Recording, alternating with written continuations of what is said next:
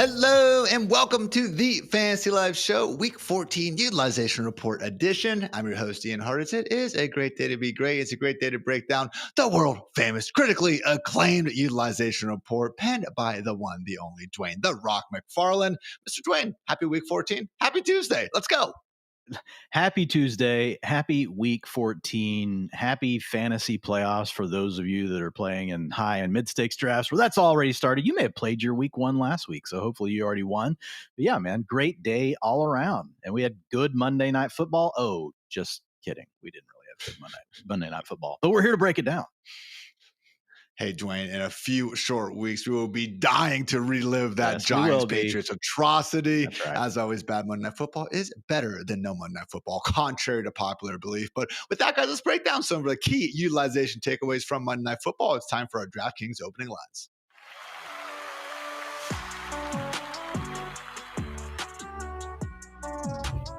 Relatively barren, I would say, news day in the NFL on Tuesday. We did get nice word that Aaron Hampton is expected to play in Week 14. The Steelers also made a massive push for the playoffs by signing Adam Thielen. So, yeah, again, not too much going on there. So, I want to go ahead and take a moment to break down two key trends that we did see during the Patriots beatdown over the Giants, 33-15. And Dwain, the Drake May MVP campaign continues. 282 yards and 2 touchdowns through the air, continuing to look like one of the very best quarterbacks in all of football. Found Kyle Williams down the sideline. Kayshon Boutte for another score. Again, just been playing fantastic all season long. Hopefully he's ready to lead your guys' teams in the fantasy playoffs. That said, it was more so the running back usage that has us wondering about what we're going to do here come Week 15. Yeah, look, we had the flip back to Ramondre Stevenson. I mean, if you were watching the game, like you really don't even need me to tell you this data. You know that you saw Ramondre Stevenson on your television a lot more than you saw TreVeyon Henderson, and no, your eyes did not betray you. He had a 61% snap share for Stevenson versus a 48% for Hendo. Rushing attempts were a little closer, Ian, 48% to Stevenson, 44% to Hendo, but still route participation was lower for Hendo versus Stevenson, 13% target share. So it's like, scored 11.6 fantasy points. But any hopes that we had of this really being Henderson's backfield, like those are on the back burner at this point. It's something we talked about, like when this happened. We were like, hey, guys, there still is this uncertainty that when Ramondre comes back, Mike Vrabel could still do Mike Vrabel things, especially now with a mustache. He's going full on Arthur Smith on us here, Ian. So yeah, it's a split backfield. I just worked on the rest of season projections, got those updated before we started the show, and TreVeyon Henderson fell out of the top 24 backs. He came in at running back 26. So high end running back 3. Guys, look, it could switch back, but I mean, I think we've seen enough data at this point. And even though Hendo did well, Ian, in those games, for them to turn around and come back to Stevenson here, I just think it kind of is what it is at this point.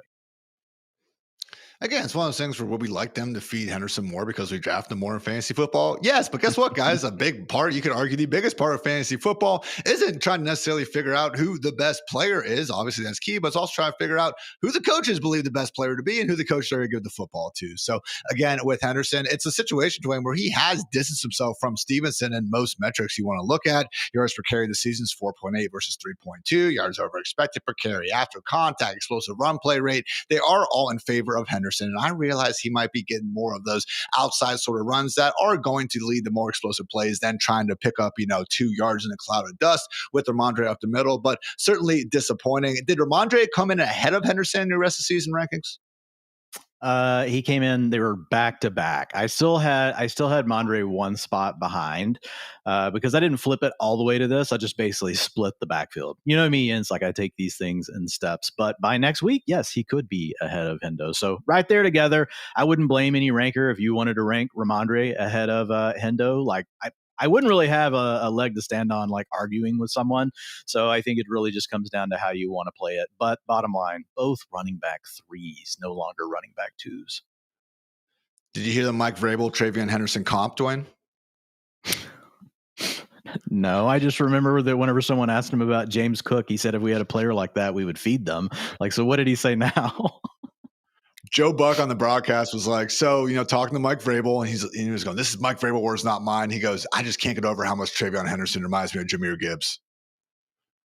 Oh, wow. So, okay. So I really have no clue then what's going on. How can you not play a player that you think looks like Jahmyr Gibbs? I guess because you like David Montgomery more. I don't know. I guess so. I mean, again, to be fair, we did see kind of similar usage in Jahmyr Gibbs' rookie year as well. So year 2, year 3, TreVeyon Henderson wheels up for that. Otherwise, good job by the Patriots getting yet another win. Also, Marcus Jones had a punt return touchdown. We appreciate the services of the Patriots DST as we head into that Week 14 bye. Meanwhile, for the New York Football Giants, Jackson Dart was back under center, continuing to look the part of, again, I think a future franchise quarterback. Just the way this dude is able to extend plays and throw the football downfield, great to see. Did find Darius Slayton for a 30-yard touchdown. Had a potential second touchdown go off of Theo Johnson's hands. And again, just that maneuverability in the pocket and the scramble game was great to see. Unfortunately, Dwayne, we did not get to see Jackson Dart running the ball like he used to. I believe he finished with 0 design runs. That's not great for fantasy football, Dwayne. Yeah, that's what happened last night. So apparently Mike Kafka has the direct order from on high that no, Jackson Dart cannot be involved in the design run game. We don't know, like, guys, if this will extend, but yeah, 0% of the design run carries last night. His previous low on the season in the games he had started had been 8%.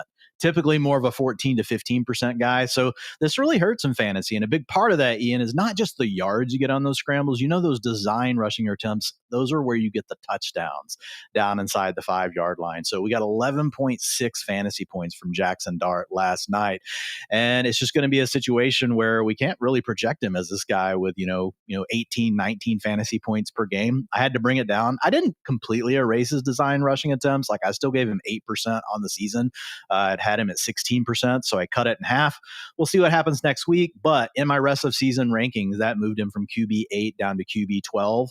So really more of a borderline QB 1 right now. And if, again, we lose more, if we see this same data point again, he will move down again. Like, that'll push him to like QB 17, QB 18, because, I mean, as much as we like what he's done as a passer, like, we know it's not going to be an elite passing attack, for the Giants. Like, they're just not going to be able to score enough points that way. So we'll have to wait and see. But for now, low end QB 1 for Dart, but it could be mid range QB 2 before very much longer.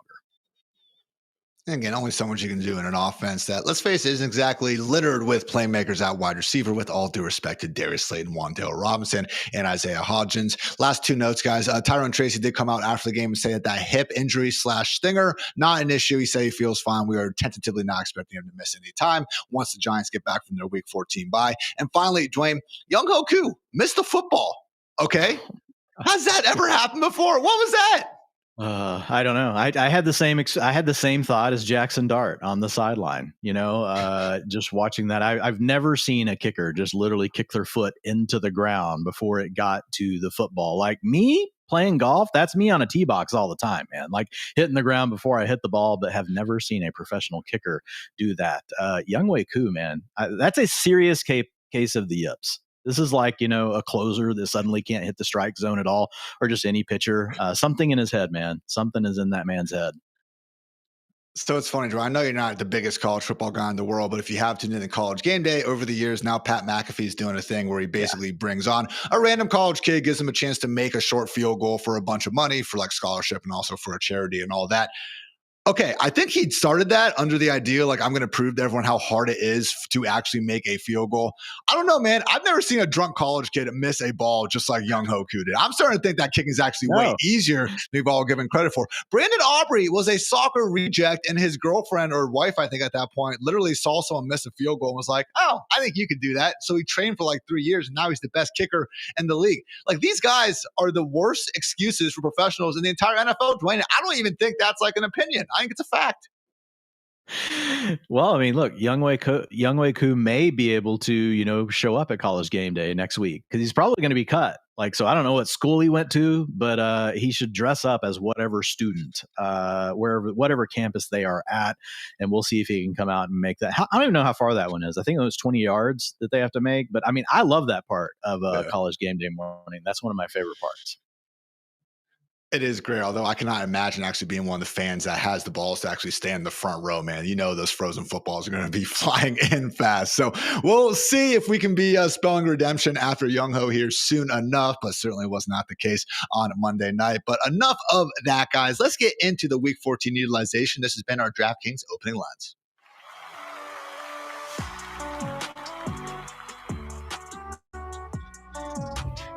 But first, a quick word to our friends at DraftKings. I teamed up with DraftKings Sportsbook to bring you the best way to get in on the action this NBA season. Right now, new customers who bet just $5 will get $200 in bonus bets if your bet wins. That's right, new customers bet $5 and get $200 in bonus bets if your bet wins. Just download DraftKings Sportsbook app and sign up using the promo code FANTASYLIFE. The crown is yours. Hey, you can use your bonus bets on same-game parlays, player props, money line spreads, and more, or stay on the action with live betting that brings every single play to life. So here's your play. New customers turn $5 into $200 if your bet wins. Paid out in bonus bets. The crown is yours. Thanks to DraftKings Sportsbook for sponsoring this. Let's make this NBA season one to remember. Note that minimum minus 500 odds are required.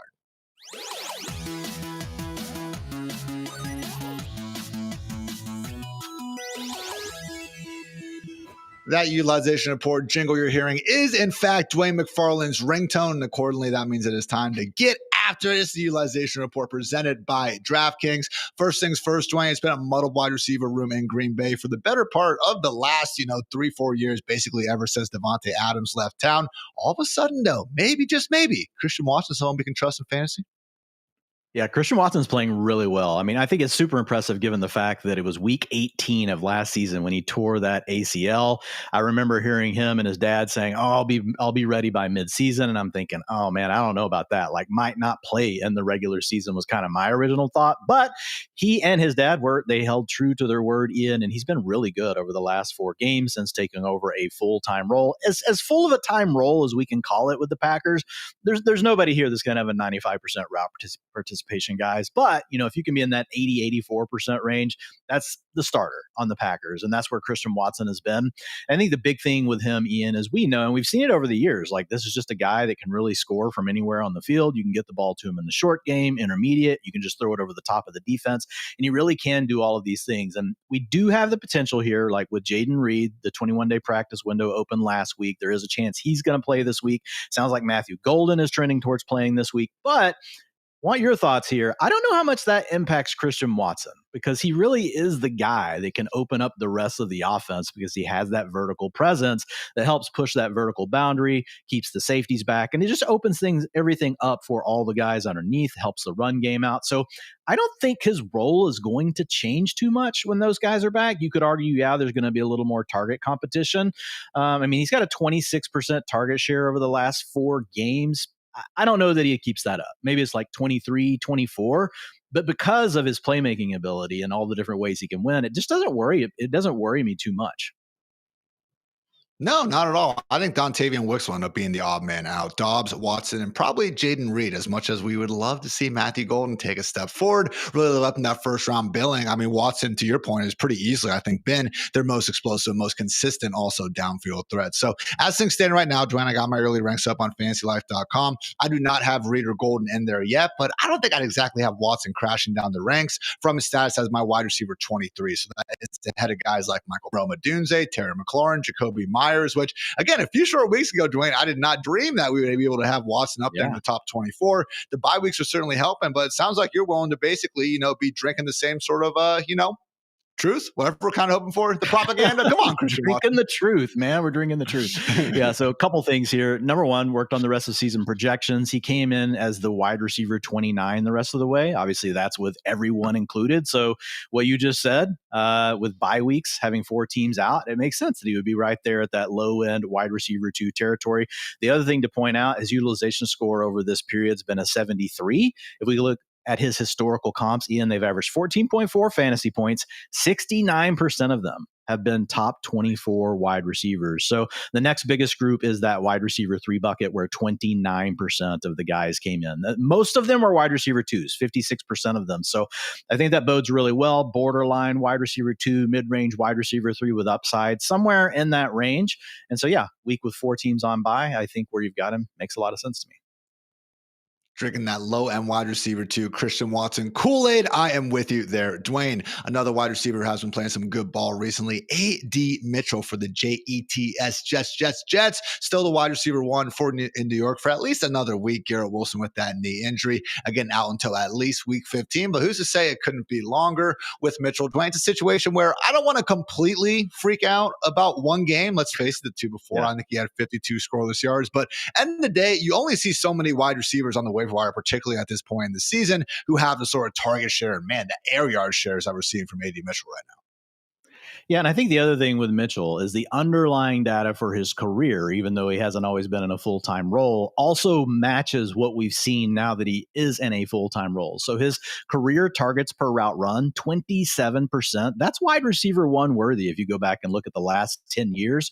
Career yards per route run, that's a 1.71. That's in wide receiver 3 territory. So those are both really solid numbers. He's been good against man and zone coverage this year. Ian, against man, a 35% targets per route run. If you go listen to Aaron Glenn, and they talked about whenever they got Mitchell, he is adamant that it wasn't a throw-in. This is a player they really wanted to target because of his ability to play X, stretch the boundary, and to beat man coverage. And that's something that he's really done this year and he's done for his career.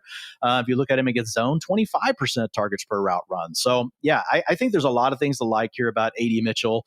We know that he can work down the field. He gets a ton of air yards. Even in that game you talked about where he didn't come through, he gave us 6.2 fantasy points. Like, he still had like 170 air yards that game. And I know air yards aren't winning you guys leagues, but it's the intent. So you just know, like, if they connect on a few of those plays, you get a much bigger day, which is what we saw in week 13. So, looking at him, I'm like you. I didn't want to go crazy, but like, if you're just an absolute AD Mitchell bull, like you're saying, hey, his new role over the last 2 weeks, like that's his role for the rest of the year. And that's an 83 utilization score. Like, if you're that bullish, like 77% of his comps have been wide receiver ones. I can't get there, but what I will say is that does tell you like the high end level of his talent, even if it was a very small percentage chance like that he could do that. He is that kind of player. So scenario 2 is really more where I landed, Ian. And I went back and I looked at all of the games where AD Mitchell's played a full-time role over the last 2 years. So he had one earlier this season with the Colts. He had 3 others last year with the Colts. And we have these 2 from the Jets. And I used that. And that really says probably a wide receiver 3. 40% of his comparisons were in that bucket. 9% of them were wide receiver 2s. And then another 40% that were really in that boom bust wide receiver 4 territory. When I updated the rest of season projections, honestly, I couldn't quite get him high enough, but it's because I am anticipating Garrett Wilson back next week.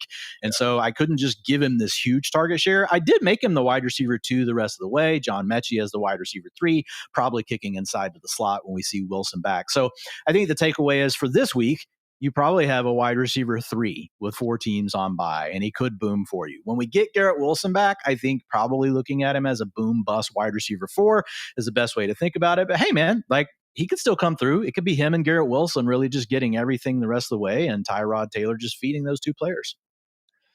And he did have a lot of just good, solid, sound, routine possession catches, which at first when I was kind of watching it, because, okay, he had the touchdown, cornerback kind of fell down at the end, but I don't know what I was necessarily expecting otherwise after kind of going back to the tape, but it was just kind of like one quick blaze out or kind of curl after another. And remember, guys, we don't get extra fantasy points for style points, so that's fine. If we're going to see Tyrod just consistently feed AD 5 to 6 catchable, quick 8 to 10 yard gains a game, we will absolutely take that. So I'm with you, Dwain, in terms of my initial ranks. He is my wide receiver 36. That's where Freeman has him as well. But here's the things, okay? So we were talking about this yesterday on the waiver show with Kendall Valenzuela. And I even told Kendall, I was like, all right, Dwain, if I'm sitting here on Tuesday night, maybe I have a few too many Mike's Hard Lemonades, I could see myself wanting to move AD Mitchell up into that Christian Watson, that Alec Pierce sort of range. Yeah. I'm not saying that Waz necessarily was already doing that, but Waz has him as his wide receiver 22 early in the ranks, Dwain. Do you think you're going to be closer to Waz or closer to the wet blanket and myself? I'll probably be closer to you guys, but he'll be in my wide receiver 3 territory this week. Like, he's a threat to score a touchdown really on any play. And to your point, getting those more possession-like receptions and getting some of those targets last week, I think was a very positive thing for him. So I don't know that I'll get as high as Waz. Maybe I should. Waz is the king ranker. He's the guy that wins these ranking contests. I focus a lot more on the projection side of things, but he's also going to project pretty well this week. I'm betting that there will be an Xfinity best ceiling projection tweet about Mr. AD Mitchell. Get your popcorn ready for that one. And also ready, hopefully, for the Jacoby Brissett experience to keep on keeping on. 312 passing yards per game since week 6, guys. Absolutely incredible. Yes, the majority, to Trey McBride, but we're also seeing Marvin Harrison Jr. and, of course, Michael Wilson have their good games. That said, Dwain, we did see the Michael Wilson fireworks cease to pretty much exist last week with the returning Marvin Harrison Jr. So we'll see what happens. Marv was dealing with a heel injury. We are recording this Tuesday afternoon, so I haven't gotten an update just yet. but at least based on what we saw in that first game, Dwain, seems like Michael Wilson looking a bit more like the low-end wide receiver 3, wide receiver 4 that, let's face it, he has been most of his career, and honestly, even worse than that most of his career. Yeah, he's really been a wide receiver 5 or 6 for his career. So we were hoping for more, but we talked about this last week too, that there was a chance that this 2-game sample really was just more of the variance variety. You know, we talked about Kendrick Bourne being an example of a player earlier in this year that had a 2-week stretch. And, you know, like you said, I love using your analogy of the aliens invade the planet. They don't know who any of these people are. They're just looking at the spreadsheet. And in that 2-game sample, they would have thought Kendrick Bourne was a wide receiver 1, just like they would have thought that Michael Wilson was a top 12 wide receiver in fantasy. But we know that, like, as the samples get larger, that these things can happen. And it might have happened even without Marvin Harrison Jr. returning. But here's the thing, Ian. So before Marvin Harrison Jr. got hurt in the third quarter and he was in and out of the lineup but didn't play as much in the fourth quarter, Michael Wilson had 4.6 fantasy points. He had a 97% route participation, so it's not like they took him off the field. He and Harrison are both out there most of the time, but he had a 10% target share when you had Marv out there. Marv had a 29% target share. Now, this is also a small sample, right? And we can't just completely erase everything that Michael Wilson did in those 2 weeks. So we'll see what happens with Marv this week. I don't have him in my first run of the projections. You know, I was reading and it sounds like a deal where he can play with it, but it causes a lot of pain. You look at where the Cardinals are in the season. Do they really want to risk like trying to force Marv playing with pain? So for now, I don't have him in the first run of the projections. And in that case, I still think that Michael Wilson will be a guy that probably with 4 teams on bye, he's going to be in our top 24. If we find out that Marv is playing, I think, yes, Michael Wilson has to be in that wide receiver 4 territory. With Marv playing, I have Marv wide receiver 21, Michael Wilson wide receiver 32. Just kind of, again, more so a testament to this Cardinals pass-heavy offense and productive one, even in a tougher matchup against the Rams. If Marv is indeed out, Dwain, I'm moving Michael Wilson ahead of Justin Jefferson. I can tell you that much. I got Jefferson at wide receiver 18. Even that scares me to still have this dude inside the top 20. I think being right there with Devontae Smith and Emeka Egbuka as a mid-tier wide receiver 2, that sounds about right for Mike. Yeah, I'm looking right now because I actually was working on, you know, just the weekly projections just before we started the show here. And I'm looking at where I've got, because I don't have Marvin Harrison Jr. right now in these projections. And so I've got Michael Carter right now projected for a 25% target share, not the like 35 that he had in those games without Marvin Harrison Jr., but I'm still giving him respect for what he has done. And then if you look at where I've got his receiving yards right now, Ian, I've got him projected for 65. I haven't tweaked it at all. The market right now, we pull in an aggregate of all the prop bet data that's out there, and it's at 46.5. That's probably not reacting to Marvin Harrison Jr. potentially being out, though. I'll just say that. But right now, and I haven't messed with touchdowns too much yet. I mean, I've got him sitting there at almost 15 PPR points. So, I mean, that's going to be in the top 24. And I'm with you. Like, God, I'm already dreading my night now. I do rankings later and early in the morning, and I'm going to be faced with the decision of Justin Jefferson versus a lot of names, and Michael Wilson will be one of them. We'll talk more about Justin Jefferson throughout this week, but it's going to happen. Dwain, I'm feeling it. Finally got that good matchup against the Commanders. Come on, man, too talented. So again, if Marv is going to be out of the picture, certainly a nice boost for Michael Wilson. Don't forget about our one true short king, Greg Dortch, as well. He would be back in that wide receiver 4 conversation. Guys, way more utilization report goodness coming up. Did want to quickly remind you, though, that you can head on over to DraftKings, use code Fantasy Life, and new customers can turn $5 into $200 if your bet wins, paid out in bonus bets. The crown is yours.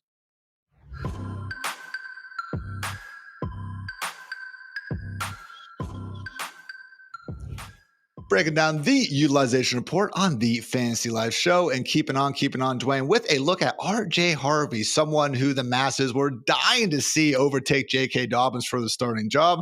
Now starting to wonder if maybe that was a little bit, short-sighted, because as much as Harvey has gone out there and earned himself a nice, role here in the absence of J.K. Dobbins, simply hasn't been making the most out of his opportunities through 2 starts. Yeah, I mean, look, he's got a 70 utilization score. He's averaging 14.6 points. He obviously got you the 2 touchdowns on Monday night to make you feel a lot better about having him in your lineup. So that was really nice. But I think the biggest takeaway Ian, is the fact that he really is the running back one. I mean, he's got 62% of the snap of the attempts over the last 2 games. He's got 53% snap share. He's got a 9% target share. So while we are seeing Jaleel McLaughlin like work in a little bit, it still really is mostly RJ Harvey. I'm completely with you. When I started looking up the stuff for Harvey, and I was writing the utilization report on Monday, and then I saw your tweet, and I was like, Ian and I were probably looking up this information at the exact same time, like looking at the same stuff. But PFF run grade 65.1. That's 49 out of 58 backs with at least 60 carries. Yards per attempt, 4 yards per carry. That's 36 of 58. Yards after contact, 34 out of 58 backs. 10 plus yard attempts, only 3% of his carries have went for 10 plus yards. That ranks 57 out of 58 qualifying backs. And missed tackles forced per attempt, 12%. That ranks 51 out of 58. Now, having said all of that, guys, like you guys know, like the utilization report and like all the research that we do in the offseason to really work on our projection model to give you these range of outcomes on players. Like I've studied efficiency and stuff a lot, right? And Ian and I will like to talk about it. I still think it's good context. We never know really what coaches are thinking and why they may play one player over the other. But I just want to say this. So we've got a sample going back to 2020, looking at rolling 4-week periods, right, over the next rolling 4 weeks. And I looked at it. Okay, yards per attempt. Does it correlate at all to getting more carries in the future? And if you look at it in rolling 4-week increments, and this is across 8,890 data points, guys, going over the last 5 years, there's a lot of rolling 4-week periods there to look at. 0.17 is the correlation. So like if you worked at a company that was a data company, they would say, this is complete noise, ignore it. The much better indicator is the previous attempts. Like, so if you looked at attempt share, 0.86 correlation to how many carries they're going to get over the next 4 games. So while we would rather him be more efficient, and guys, also efficiency super fluky, we could see RJ Harvey get things on track. But like to unlock his fantasy ceiling, where Ian is correct, like he's going to have to do more than this. Like he can't keep averaging this many yards per carry or it's going to be a problem. If he could get things going, though, he's in enough of a role, Ian, where we could still see him top 12 running back, eventually, at some point here, like maybe to finish in the fantasy playoffs. But right now, I've got him as a mid-range running back 2 if you look at his historical comps. And that's the cool thing about the utilization score, guys. It's because it does also include fantasy points. That's kind of the proxy for talent. Are you doing anything with your opportunities? Are you getting yards? All those sort of things. Running back 13 to 24, so running back 2s, 49% of his comps fell in that bucket. So by far, the majority of his comps were there. 21% of them were still top 12, but 30% of them were running back 3s. So, I mean, really the chance of being a top 12 versus being a running back 3, very similar. But I've got him as a mid-range running back 2 in the rest of season projections. I'm not saying it's all on Harvey. It would be nice to see Bo Nix and this Broncos offense in general sustain, a higher level of consistency. I mean, hey, 9 straight wins, 10-2, like they're doing their thing in real life. No criticism there of Sean Payton and company, but just again, had higher expectations for a group that last year, I believe, finished as a top 10 scoring offense. Just hasn't been quite as lethal this year. 13, so not like they've been bad, but again, just left a bit to be desired. Seems like they often just play to the level of their competition, for better or for worse. Dwain, someone who we can feel a little bit better about in the efficiency department after seeing him get back out there and do his thing last Sunday. Bucky Irving, RB1 in Tampa Bay, not on much of a limited workload as we were led to believe from Todd Bowles, who we can just always trust when it comes to our injury updates. But talk about what you saw from Bucky and what you're projecting moving forward. Yeah, Todd Bowles is like the Seinfeld episode where George just decides to do everything the opposite. Everything he thinks, he just does the opposite thing and good things work out. That's how we have to treat Todd Bowles' injury information. Just do the exact opposite of whatever that man says, because Bucky Irving handled 79% of the rushing attempts in his first game back. I mean, almost 80% of the carries. And now they did lighten the workload and the passing down stuff. They gave more of that to Rashad White. Sean Tucker did sprinkle in a little bit. But I just thought I thought this is a great sign. Like coming back in your first game and getting almost 80% of the rushing attempts. This is really good for Bucky Irving. He had a 70 utilization score, but if we look at him now for the season, he's sitting right at an 86 utilization score on the year. If you look at his historical comps, Ian, based on those numbers, man, 47% of them have been top 6 backs. 38% of them have been running back 7 to 12. And the other 15% for you guys doing math, trying to get up to 100% here, or running back 13 to running back 18. So somewhere like a high-end running back 2 to mid-range running back 2. I did the rest of season projections, and he is right at running back 12 the rest of the way. And that's basically because I just did lighten that passing game workload a little bit, but we could see him get more of that back, man, over the coming weeks. The Bucs are in a playoff race. They're in a division they can definitely win. But there's a lot of teams with good records in the NFC, so they're going to need to probably win the division. I mean, look at the Cowboys. Cowboys have gone on this run, and I think their playoff odds, Ian, I think we're like 30% still, or somewhere right around 30%, even though they've gotten hot. So I think you want your best players on the field. Like, that's what I'm thinking here. So I think we'll see a little bit of an uptick, in the passing game work, but it's not something that I can just guarantee. So I did give him a small deduction in that category. It would make sense, though, if they start feeding the guy the ball more, because literally only good things happen when they do throw Bucky the ball. The only player in the NFL with more than 15 targets with 100% catch rate, Dwain. The man knows how to catch the football. And you also look back to perfect health, man. Last week had a real nice run that only went for 3 yards. But just the fact that Bucky is one of like a handful of players in the NFL that can actually like reverse field while defenders are trying to get angles on him, man. Like, he's obviously incredibly elusive, but he doesn't seem that fast until all of a sudden you see all these defenders trying to track him down, and they rarely can do it. So he is my RB8 on the week, ahead of guys like Kyron Williams, Saquon Barkley, and Chase Brown, Dwain, someone who has been having a much stronger second half of the season. That said, we did see it coincide with the absence of Samaje Perine, which I know you guys might be saying it's Samaje Perine, who cares? But that also happened last year with Zach Moss, another situation. So, Dwain, what did we see from Chase Brown with Samaje Perine back? And how confident are you that Brown can actually continue to provide us RB1 production down the stretch? Yeah, and to your point on the Zach Moss stuff, the even bigger point is like it's already happened to him this year with Samaje Perine. We had a 4-week stretch where we were like, okay, Chase Brown is no longer in this bell cow role. So if we look at his snaps last week, 59%, and those 3 games where we didn't have Perine, 89%. His attempts fell from 83% over that 3-week stretch down to 50%. Route participation fell from 82% to 56%. Target share fell from 21 to 16%. Now, 16% target share, guys, for a running back is still really good. One note I do have is his routes remained a little bit better as well. And so if he can keep the 2-minute offense, which he mostly did in this game, that's going to be enough to help him out some. But man, in the rest of season projections, when I updated them today, Ian, Chase Brown fell to running back 16. I'm sorry. I just think we saw the 4-game stretch before the injury to Perine. They come back and they go right back to that. And I know a lot of people reached out, it doesn't matter, man. The fantasy points were still there. The reason why, guys, is the Bengals ran 80 plays in that game.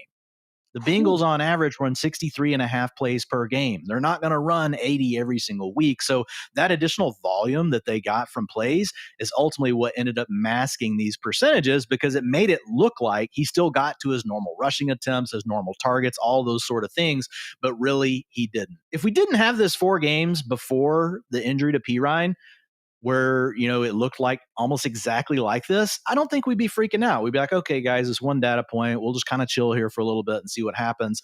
But I don't think we have any choice other than to react. He's still a player you're going to start most of your lineups, but man, we really had him as a top 6 running back here for the last several games. I don't think he's in that territory anymore. Looking at his utilization score comps, Ian, 49% of them finished between running back 13 and 24. 21% were running back 1s. 29% were running back 3s. So probably looking at a running back 2 the rest of the way. Again, that's where he fell in the rest of season projections.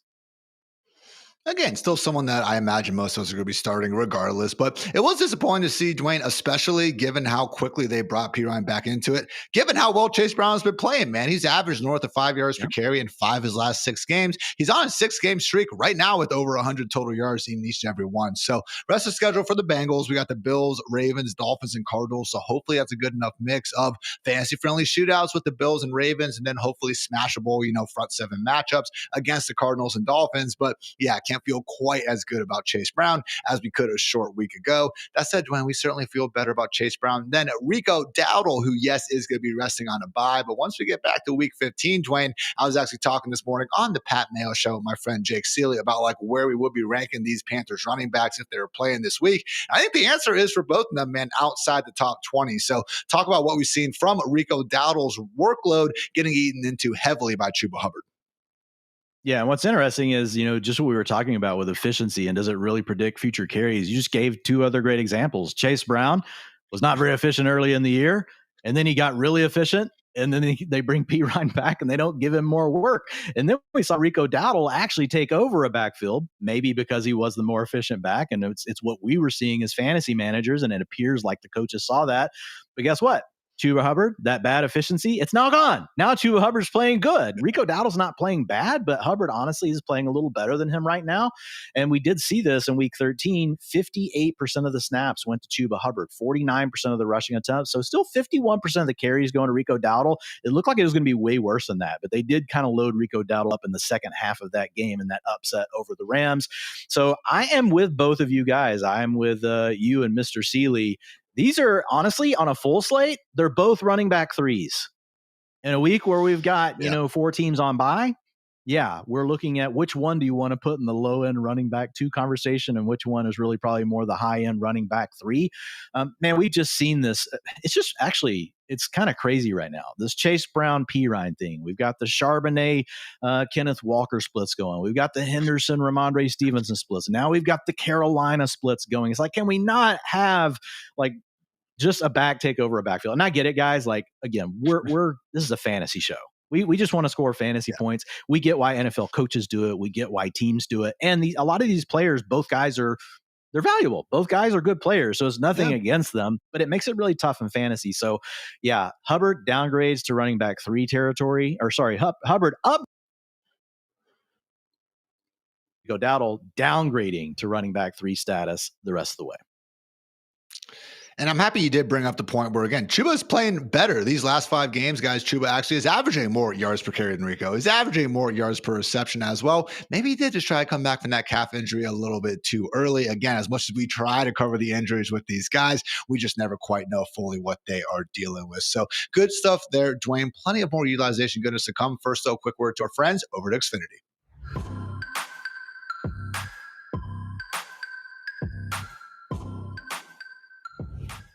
Guys, if you call yourself a sports fan, you got to have Xfinity. All the games all in one place. And here is what you get when you watch sports with Xfinity. The Sports Zone, which features every pro football game and over 1,000 college games, highlights and alerts all in one place. You can also watch all that with the multi-view option. In my humble opinion, one of the best technological advances we have had in the year 2025. You can beat up to 4 stadiums at once, divide your TV up into 4. And hey, also check out the Xfinity Fan View live scores, odds and stats all in one place, personalized just to you. And I mentioned you can catch all this and Xfinity Enhanced 4K, a simply stunning visual experience. All you got to do to find all this is use your voice remote and just say football. Imagine all your football all in one place. Easy. Xfinity. Imagine that. Learn more at Xfinity.com. Note that restrictions do apply to new residential customers only. Tax and fees are extra and subject to change.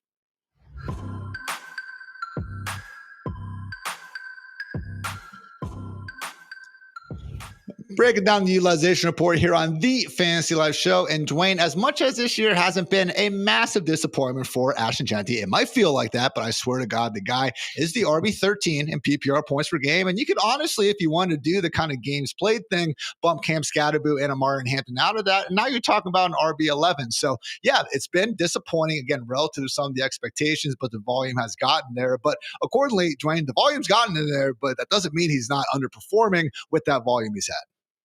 Yeah, for sure. So he's got a utilization score over the last 5 weeks, and all these players we're going to talk about will be the last 5 weeks. That guarantees there's at least 4 games because they may have had a bye in there. But if you look at his fantasy points per game, 15.9, Ian, but his utilization score is a 92, mainly because, man, this guy is getting targeted like crazy. Like over this time period, he's got a 22% target share. This is something they just have been very proactive with. And so he's essentially the number 2 wide receiver on the team. He's the second target behind Brock Bowers.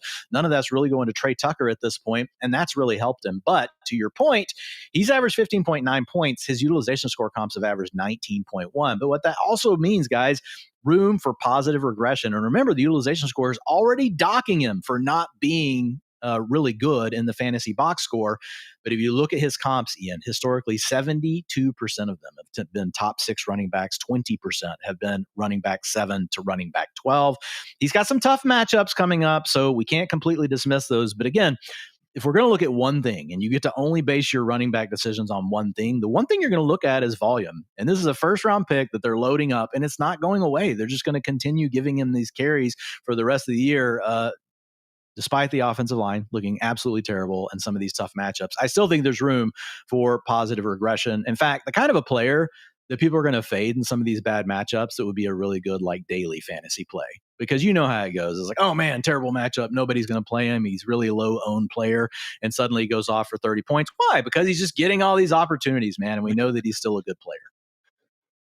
Especially on a place like DraftKings where you're getting full PPR scoring. And as you mentioned it, man, like he has been getting really involved in the pass game. Some of this was his fault. Like he dropped a lot of passes early on and honestly kind of seemed like he had the yips there for a minute. But hey, he has figured it out. Weeks 1 through 7, guys, Ashton Genty totaled 15 receptions. All of a sudden, he's had at least 5 receptions in 4 of his last 5 games out there. So again, not been the most efficient year, not the best rookie season we can ever remember anything for an alleged generational talent, but still mostly getting there in the box score, and maybe, just maybe, could have some even bigger days to come. So let's talk about Jalen Waddle, someone who, again, after the Tyreek Hill injury, really was balling out. I mean, we're talking about like 5 of 6 games of him gaining at least 80 yards and or scoring a touchdown. The only real dud to speak of was kind of a bad weather situation against a tough Browns defense. That said, we had the Commanders game in Berlin, I think it was, somewhere overseas. Who really cares? Am I right, man? But okay, we had a dud over there. Then we had the bye week, and then Waddle comes back and can't get things going again. So back-to-back games where, again, it just hasn't been great. We throw the bye in there. It's been 3 long weeks. How worried are you about Jalen Waddle? Yeah, I'm not worried at all. And that's why I wanted to put him on the list, because the utilization is still really strong. 30% target share over his last 4 games, Ian. And also the big thing that's ultimately holding down Jalen Waddle somewhat is the fact that the Dolphins have really reverted to their old offense, which is they're running the ball more. They're running fewer plays. I think I have them projected at 56.5 plays per game. That's one of the lowest in the league.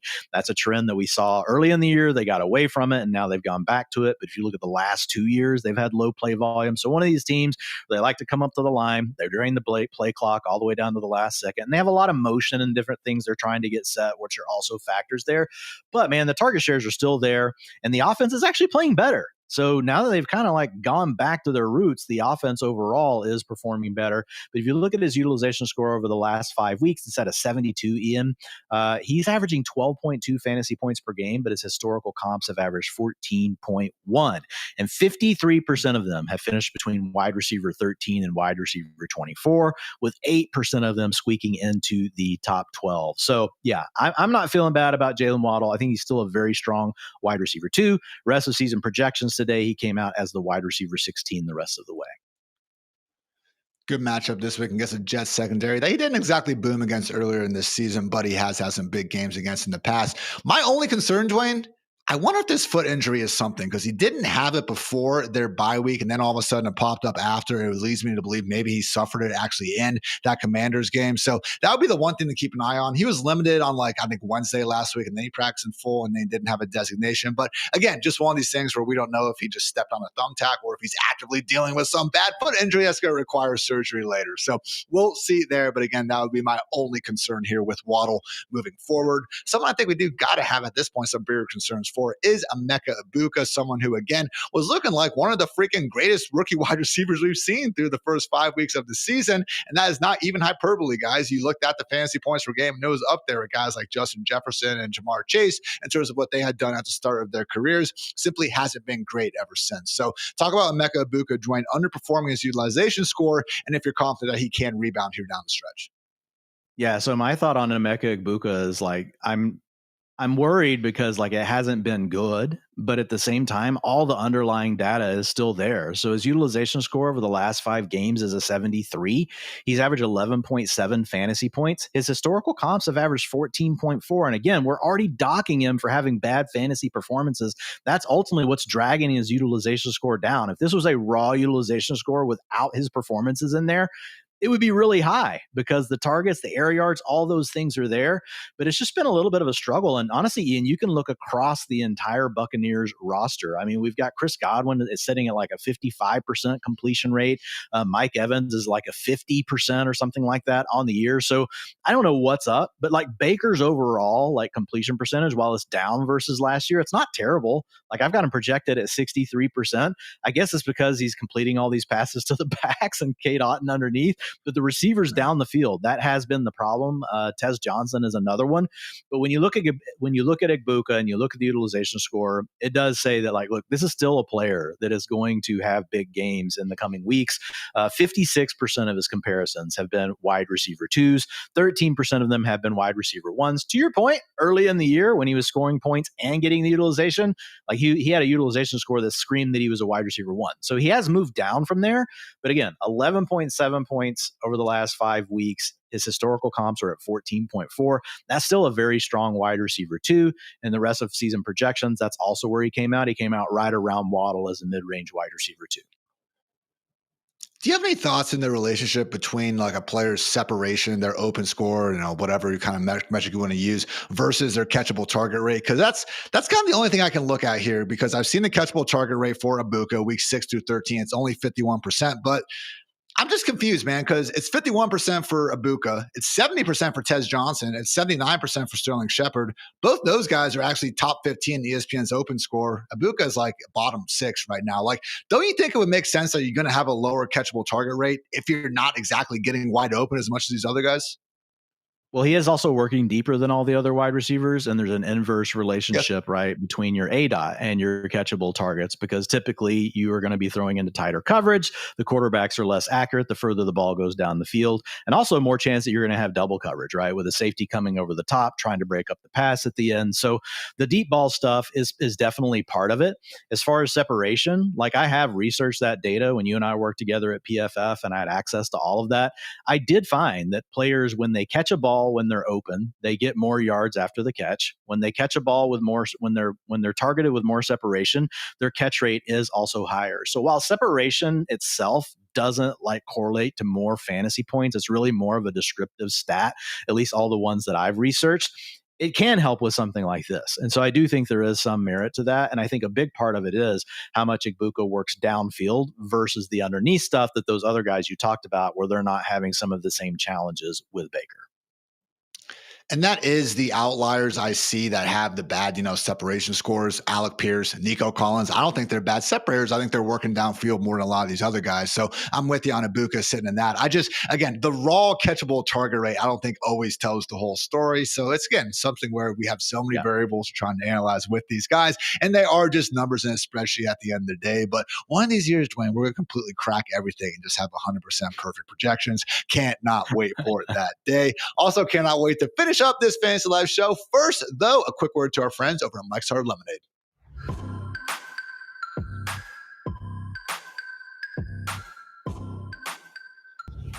Hey, you. Listen, this is a good deal, all right? I'm not even kidding. This is one of the best deals you might hear about, because athletes, coaches, even college players are getting huge endorsement deals. But how about the hardest working people in all fantasy football? Commissioners, baby. That's right. Mike's Hard Lemonade, the brand for people who go hard, is launching the first ever fantasy commissioner endorsement deal. You can actually nominate your commissioner for an MVP level endorsement package that includes a $25,000 signing bonus. $25,000 to be a commissioner of a fantasy football league. Sign me up for that. And they also have a bunch of other cool swag, clout, and aura that, again, can be yours. And if you think your commissioner deserves a spotlight, you can submit your nomination at mikesfantasyendorsementdeal.com now through December 9th, guys. So only about a week remaining. Again, that's mikesfantasyendorsementdeal.com to nominate your commissioner to maybe win 25 freaking grand. How cool would that be? Know that there is no purchase necessary. The nominator must be 21 plus, and the nominee must be 25 plus. The winner will not be hired as an endorser. Again, you can see all those rules at mikesendorsementdeal.com. Please drink responsibly. This is Mike's Hard Lemonade Company in Chicago, Illinois.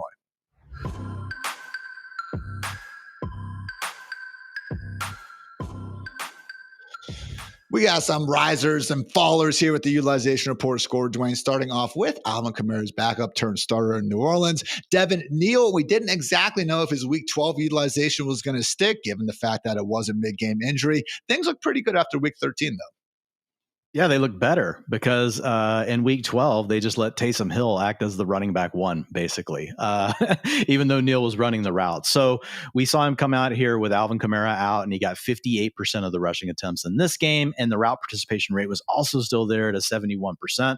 He had 100% of the 2-minute offense. Ian, he also handled all of the short yardage snaps on the day. So he only gave you 10.5 fantasy points. I know, not great, guys, and it's still a very small sample, but if we look at his utilization score comps, they average 13.9 fantasy points. So better than the 10.5. 55% of them were low-end running back 2s or high-end running back 3s. So if Kamara is out, that's about where Devin Neal should be in your minds, borderline running back 2.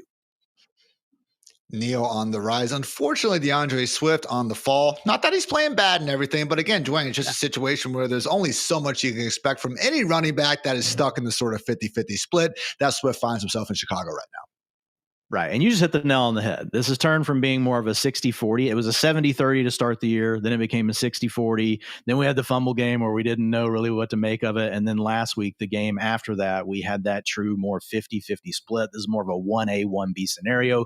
More of the rushing attempts going to Kyle Monangai, more of the receiving work going to DeAndre Swift. So this is one of those deals that could be a game script kind of dependent, hot hand thing. Another backfield, Ian. Another backfield that we can tack on to all the ones that we've already talked about, where we have now got 2 backs splitting the time. I will say the Bears, since their bye week, they have decided to become a run-first team. They've got a -6 drop-back rate over expected. So like the Panthers, like the Seattle Seahawks, all these teams are playing a very similar brand of football, but it's still challenging, Ian. So these guys are both now in running back 3 territory. DeAndre Swift downgrades to there, Kyle Monangai upgrades to running back 3 territory. And by the way, PSA Bears fans, I know a ton of you because I went to college in your lovely community and I love Chicago. It's okay just to tell DeAndre Swift good job from time to time. Okay. He's averaging 4.8 yards per pop, career high 9.5 yards per reception. I saw a tweet today, Dwayne, that was literally DeAndre Swift making a sick cutback.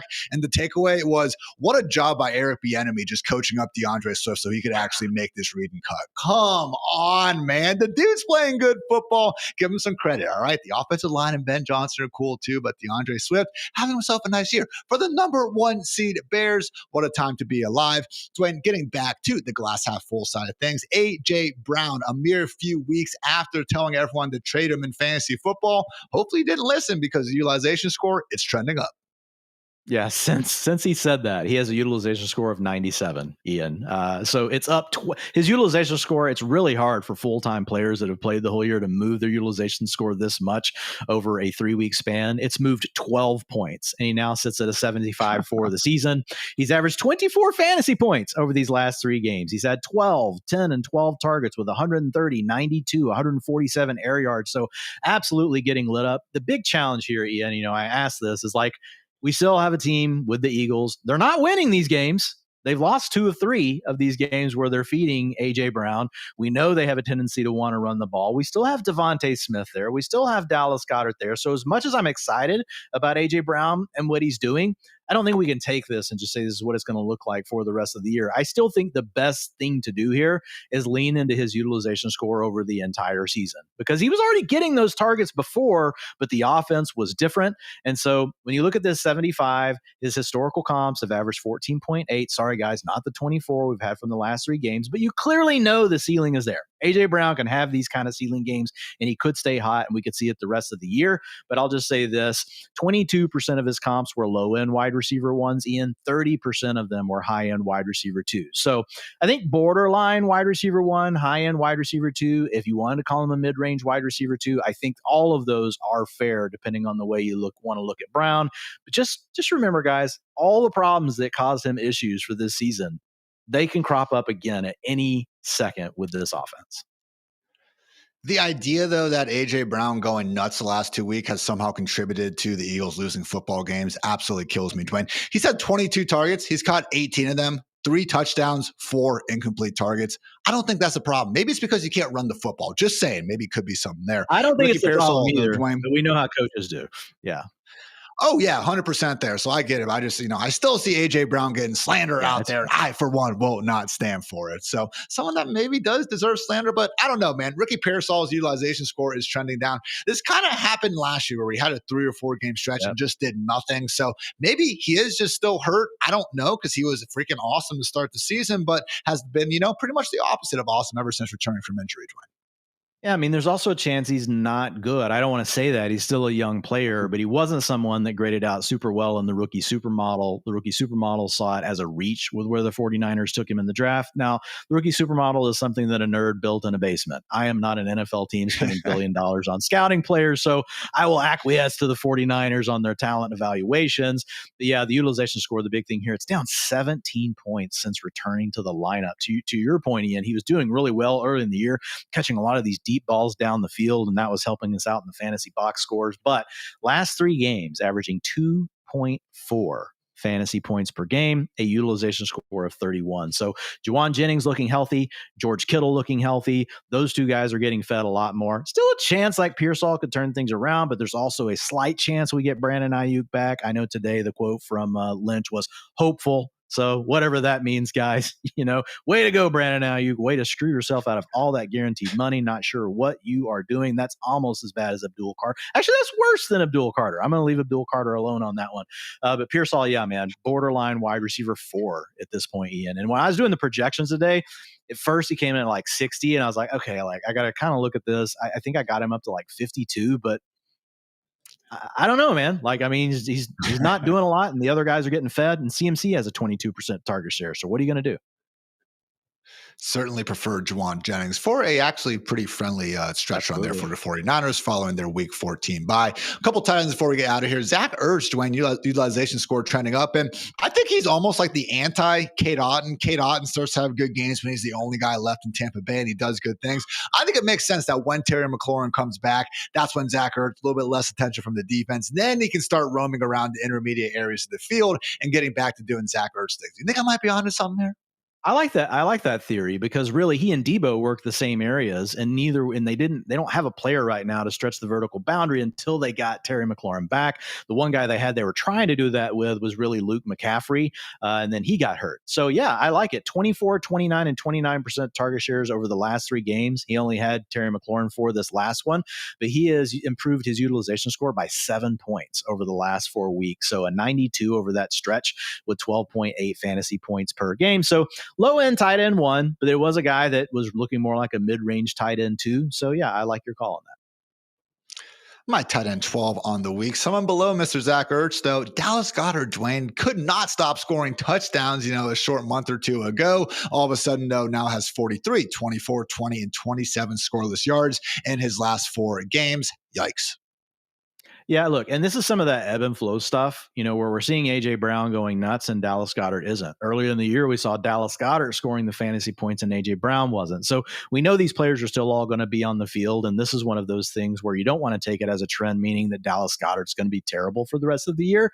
But it just shows you, like, there's a lot of variance with this Eagles offense when you have a team that's very willing to run the ball. They don't run a lot of plays, and they have 3 guys to get involved in the passing game. And lately, they've been getting Saquon a little more involved in the passing game as well, and that has definitely hurt Goedert. But historical utilization score comparisons, it's a 70 right now, have averaged 10.3 fantasy points per game, Ian. So most of those guys were borderline tight end 1s to high end tight end 2s. The touchdown dependency is really high right now with Dallas Goedert. Yeah.